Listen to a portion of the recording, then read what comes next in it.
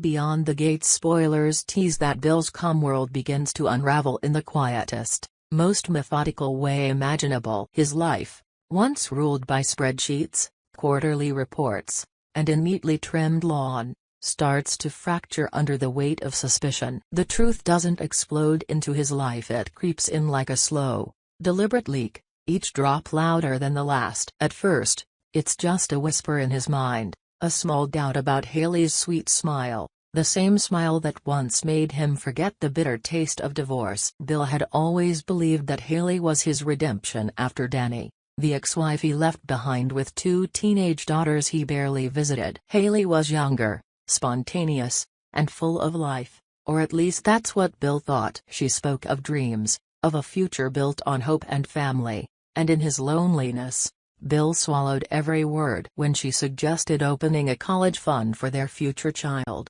he didn't even blink. He'd done it before. After all, he knew how to set up accounts, automate transfers, and feel like he was building something meaningful. Only this time, the child didn't exist. The entire future was fabricated, a glittering illusion carefully wrapped around Bill's ego and guilt. The money flowed effortlessly, like trust, and Hayley, with her perfect timing and gentle persuasion, made sure of that. She played the part of the loving partner so convincingly that even her silences seemed tender. Something darker was brewing. Bill wouldn't see it, not yet. He was too wrapped up in his own narrative, the one where he was finally the good man, the provider, the protector. Meanwhile, Hayley was busy weaving another kind of story, one that connected her to a man named Randy. Randy wasn't just anyone. He was her cousin, though Bill wouldn't know that for weeks. To the world, Randy was just one of Joey's shady acquaintances, a man who owed too many debts and smiled too easily for someone with that many scars on his knuckles. But Hayley and Randy had been running scams long before Bill ever entered the picture. They had a rhythm,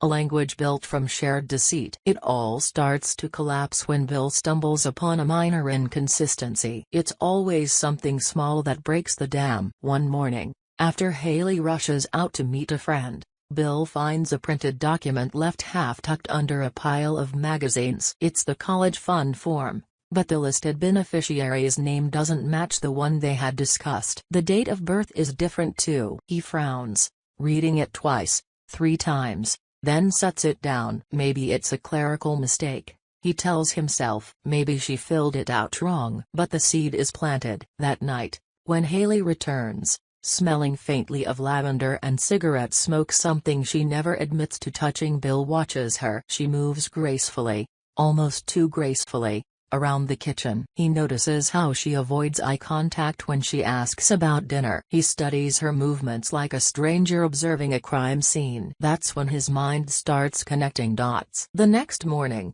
he calls Joey. Joey has been his friend since college, the one who still speaks to Danny occasionally, the one who knows Bill better than anyone else. When Bill's voice comes through the phone, low and sharp, Joey immediately senses something's off. "Joey," Bill says, "I need you to look into someone for me." Joey laughs at first, thinking it's a joke. "What, Hayley's ex-boyfriend or something?" "Her cousin," Bill replies after a pause. "Randy." The silence that follows is heavy. Joey has heard the name before. "Bill," he says carefully, "you sure you wanna do that?" Bill doesn't answer. But in his gut, the answer is already decided. Within a few days, Joey calls back. "You were right to ask," he says. "That guy Randy Hayes, trouble, fraud charges, fake IDs, even a couple of scams in Vegas. And get this, Hayley's been seen with him multiple times. Not recently, but long enough for people to remember." Bill doesn't say anything for a long while. The quiet between them is colder than steel. From that point forward,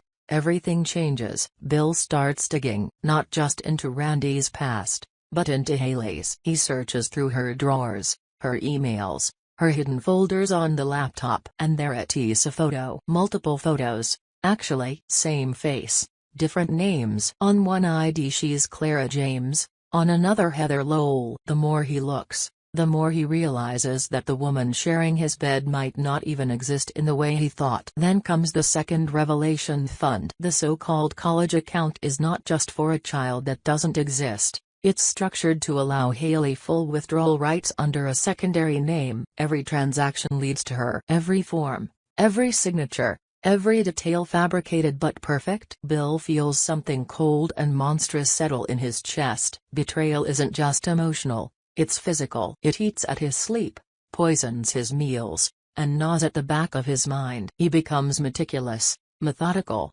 calculating. The same precision that made him a brilliant financial analyst now turns into a weapon. But before confrontation comes confirmation. Hayley, oblivious to the quiet storm gathering behind Bill's polite smiles, tries to execute the next stage of her plan. She bakes him a pie. It's supposed to be Sentimentalist's favorite, apple and cinnamon. But Bill, ever the creature of habit, notices something strange about it. The crust looks slightly off, the smell faintly metallic. Naomi, their neighbor, stops by that day, and in a careless moment, she takes a small bite. Hayley's reaction is immediate. Panic flashes across her face, her voice cracks as she insists the pie was only meant for Bill. That one moment, that single flicker of fear, confirms everything. Later that night, Bill doesn't confront her. He acts as though nothing happened. He even compliments her cooking. But when she falls asleep, he goes through her purse and finds a second phone he's never seen before. It's cheap,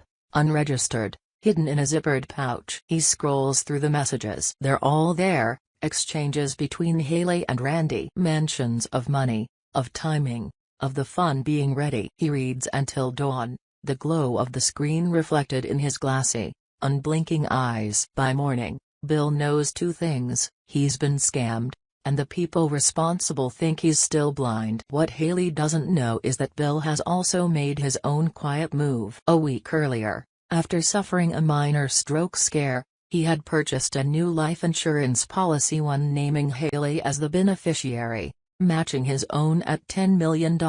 He told her about it as a gesture of love, a symbol of his commitment. But now, as he pieces everything together, he begins to see that same act through a different lens. What if he could turn her game against her? He starts by pretending ignorance. He smiles more, brings her flowers, plans weekend getaways. He even jokes about their future kids, the same ones she invented. Hayley, sensing victory, begins to let her guard down. She doesn't notice how Bill lingers on her words, how his eyes narrow when she checks her phone, or how his voice grows softer when he asks about Randy. Meanwhile, Joey keeps feeding Bill information. They've done this before, Joey warns. Different cities, same setup. She finds lonely guys with money, gets them to invest in something emotional: kids, foundations, charities, and then they disappear. Bill's anger transforms into something icy, something almost mechanical. He begins to play a longer game. He doesn't confront,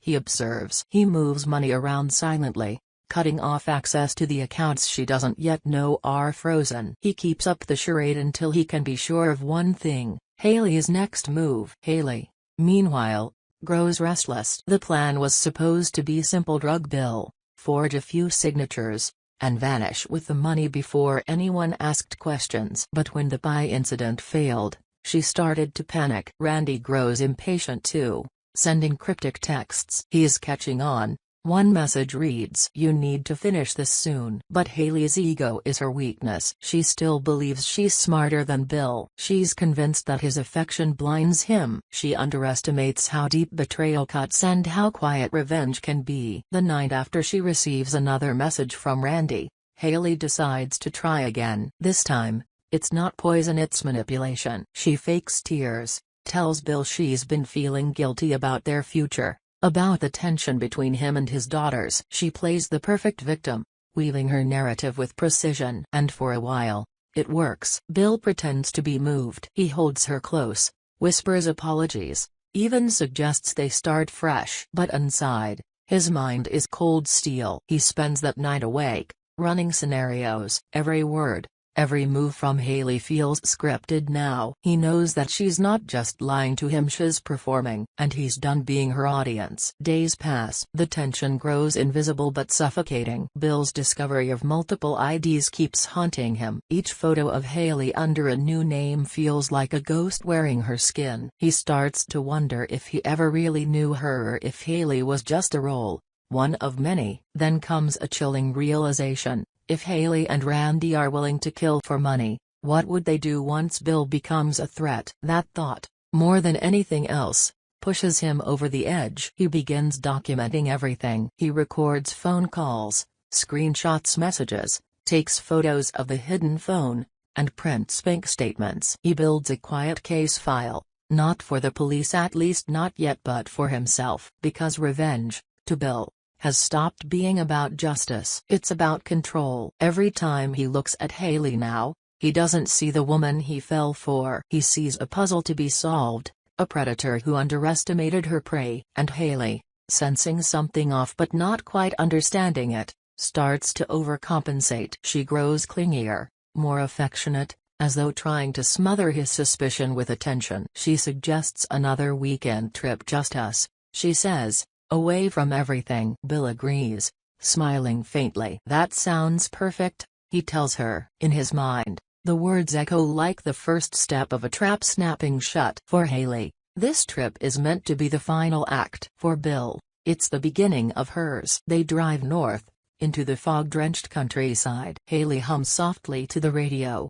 her hand resting on Bill's knee. He watches the road, silent, steady, thinking about the irony of it. The woman who wanted his money now unknowingly holds the key to his revenge. In the glove compartment sits a folder on she doesn't know about, filled with documents, copies of everything he's gathered. It's his insurance policy, not the one written in legal ink, but in truth. The cabin they rent is small, rustic, with creaking floors and a view of the woods. Hayley loves it immediately. She takes off her jacket, runs her fingers across the wooden counter, and smiles. It's perfect, she says. Bill nods. Yes, he replies quietly. It is. That night, as the wind howls through the trees and Hayley lights candles around the living room, Bill sits by the fire, watching the flames reflect in her eyes. He thinks about how close she's came to winning, how close he came to losing everything: his money, his sanity, maybe even his life. But now, he's the one holding the cards, and Hayley doesn't even know the game has changed. The night inside the cabin unfolds like a quiet performance in which every glance and every silence carries meaning. Hayley sits on the couch, wine glass in hand, pretending to be relaxed, but her eyes flick toward Bill every few seconds, gauging his mood. Bill, calm and unreadable, watches the fire. His movements are deliberate, controlled. On the surface, they are a couple enjoying a retreat. Beneath that calm, a silent war is being fought with invisible weapons. Hayley speaks softly, spinning another story about how she's been thinking of their future, how she wants to make amends for being distant. Bill nods, but his mind is elsewhere, replaying Joey's warnings, remembering the messages from Randy, the forged papers, the hidden phone. He knows she's building up to something. The question is not if she will act, but when. At midnight, the forest outside sways with the wind, branches scraping against the windows like whispers. Hayley moves closer, her perfume heavy with sweetness. She pours Bill another glass of wine and watches him drink. When he sets it down untouched, she smiles faintly. "You don't trust me anymore," she says, half teasing. Bill looks at her for a long moment. "I think trust means different things to different people." She laughs, but it's forced. "You always talk like that, like you're testing me." Maybe he is. Maybe he's been testing her since the moment she walked into his life. In her bag, hidden under a change of clothes, is a small vial of powder Randy gave her. Just enough to knock him out, Randy had said. Make it look like a heart attack. The plan was simple. Bill would fall asleep and never wake up. The insurance payout would go to Hayley, who would disappear with Randy under no names. But something in her gut tells her that tonight, things aren't aligning as neatly as they used to. Bill's demeanor has changed, colder,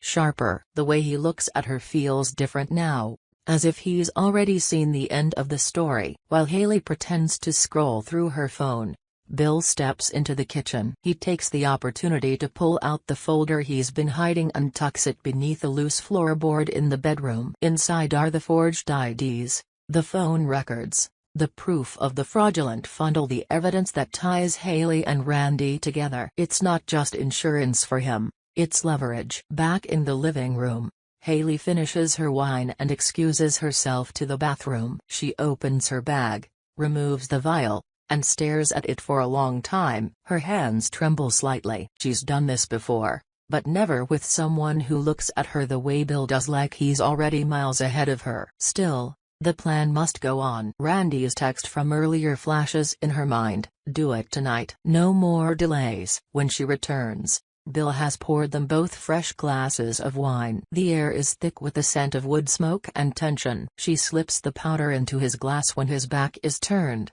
her movements fluid, practiced. Then she sits down and starts a conversation about the future again. Bill listens, nodding, smiling faintly. When she lifts her glass, he does too. For a few moments, it looks like the perfect scene, a couple toasting to their love, surrounded by warmth and candlelight. But when Hayley sips, she tastes bitterness, not from the wine, but from something else. She lowers the glass slowly, confusion crossing her face. She starts, but Bill interrupts her gently. "You should be more careful with your doses," he says. Her eyes widen. The realization hits fast. Switched the glasses. The one she thought was his was hers. Within minutes, her limbs start to feel heavy. "Bill," she gasps, trying to stand. "What did you?" He kneels beside her, his expression almost tender. "You were right," he says softly. Trust means different things to different people. She collapses to the floor, her breathing shallow. He doesn't panic. Instead,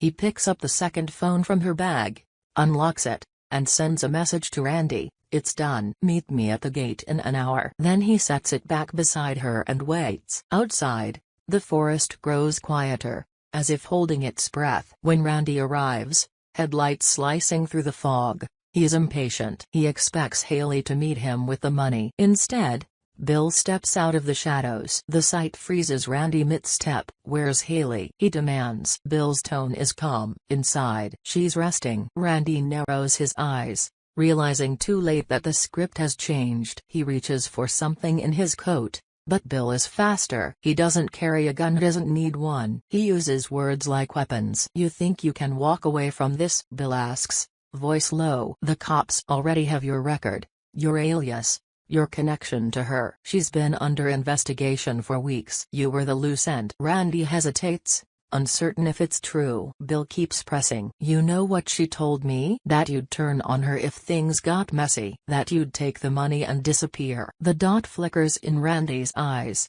just as Bill intended. He knows con artists better than they think. They never trust each other for long. "What did you do to her?" Randy growls. "Same thing she planned for me," Bill replies. Funny how that works. The confrontation ends not with violence, but with collapse. Randy's panic takes over. He rushes inside, shouting Hayley's name, only to find her barely conscious. She looks up at him, eyes unfocused, and whispers something Bill can't quite hear. Maybe it's an apology. Maybe it's a curse. Randy turns to Bill, fury and fear mixing in his expression. "You killed her." "No," Bill says quietly. "She killed herself. You just helped her get there." By dawn, the cabin is silent. Hayley's body lies still by the fire. Randy, desperate and broken, flees into the woods, leaving tire tracks that vanish into the mist. Bill doesn't follow. He doesn't call the police immediately, either. He just sits,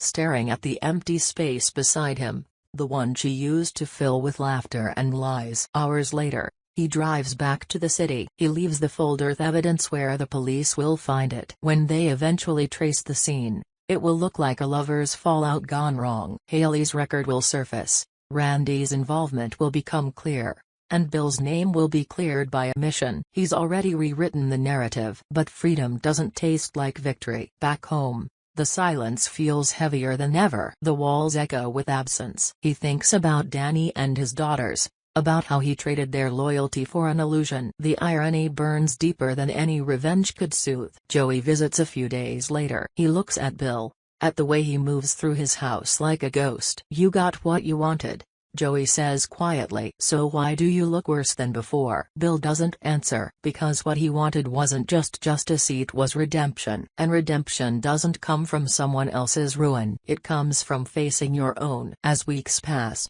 The investigation into Hayley's death spreads across the news. Reporters call it a mystery inheritance case. Randy remains missing, though sightings of him surface in border towns and gas stations. Each report feels like a shadow following Bill, a reminder that the story isn't truly over. Then, one morning, he receives a letter with no return address. Inside is a single photograph, Hayley and Randy, taken years ago. They're smiling on a beach, holding hands, alive with mischief. On the back, a message written in unfamiliar handwriting reads, "You think you won, but some gates never close." Bill stares at the words for a long time. His mind runs through possibilities: someone from their past, maybe another partner, maybe Randy himself. The letter feels like a warning, but also a confession that the game isn't finished. Days later, his insurance company calls. There's been an attempt to claim part of the policy under Hayley's name, filed from another state. The claim was rejected, of course, but the fact that someone tried means someone out there still knows too much. Bill begins to realize that what he destroyed was only one branch of a larger scheme. Hayley and Randy weren't alone. They were part of something bigger, a network of identity thieves and con artists who built entire lives on deceit. The more he uncovers, the more it feels like he's only standing at the edge of a darker truth. He returns to the cabin one last time. The police tape is gone now, the place empty except for the lingering smell of smoke and the faint echo of memory. He finds the loose floorboard where he hid the folder and lifts it. Beneath the papers, there's something new: a single Polaroid. It's of him, standing in the cabin window, taken from outside. The caption scrawled beneath reads, "Still watching." The photograph shakes slightly in his hand. The forest outside rustles, though there's no wind. He steps outside, scanning the tree line. Nothing, just silence and fog. Yet he can't shake the feeling that someone's been here, that eyes are still following him through the trees. When he gets back to his car, his phone buzzes with a new message. Unknown number. One line, Randy says hello. Bill deletes it instantly, but the damage is done. The calm he tried to build begins to fracture again. Maybe Randy's alive. Maybe he's still out there, waiting. Maybe the revenge Bill thought he controlled is turning back on him. He goes home, changes the locks, installs cameras, and starts sleeping with the lights on. Joey notices the paranoia creeping in, but Bill brushes it off. "Just being cautious," he says. But the truth is simpler and far more haunting. He's become exactly what Hayley was: a person living behind layers of fear and deception. The hunter turned into the hunted. Weeks later, another package arrives. Inside is a flash drive containing videos, hidden recordings from inside his own house, dating back weeks. One shows him asleep on the couch. Another, him reading the letter. The final clip shows a hand placing the Polaroid under the cabin floorboard. No face, no sound, just proof that someone's been closer than he ever imagined. Bill sits there in silence, staring at the screen. The footage loops endlessly, and for the first time, he understands the meaning of the message Hayley left behind in that single haunting phrase: "Some gates never close." Because the truth isn't that he defeated his enemies. It's that he stepped through their world and became part of it. Every choice he made, every deception he uncovered, pulled him deeper into their shadow. The police eventually find Randy's car abandoned near a lake, but no body. They declare him missing, presumed dead. Yet Bill knows better. Somewhere, in the vast distance between guilt and survival, Randy is still watching, waiting for the right time to reopen old wounds. In the months that follow, Bill sells the house and moves to a smaller apartment. He donates part of his wealth anonymously to a charity for fraud victims, a strange gesture of penance. Sometimes, he dreams of Hayley standing in the doorway, smiling the way she used to, whispering promises that sound like warnings. When he wakes, he always checks the locks twice. Life moves on, but the silence never leaves. The shadows stretch longer at dusk. The mirrors seem to hold reflections that linger a second too long. Bill's revenge gave him closure, but not peace. He learned too late that when you cross into darkness, it marks you. Some nights, when the city quiets and the air grows still, he hears footsteps outside his door. He tells himself it's nothing, but deep down, He knows better because somewhere beyond that threshold, beyond those gates, Randy is still out there, carrying the ghosts of their choices, ready to finish what Hayley started. And Bill, for all his planning and precision, realizes the cruelest twist of all: the game never ended. It only changed players.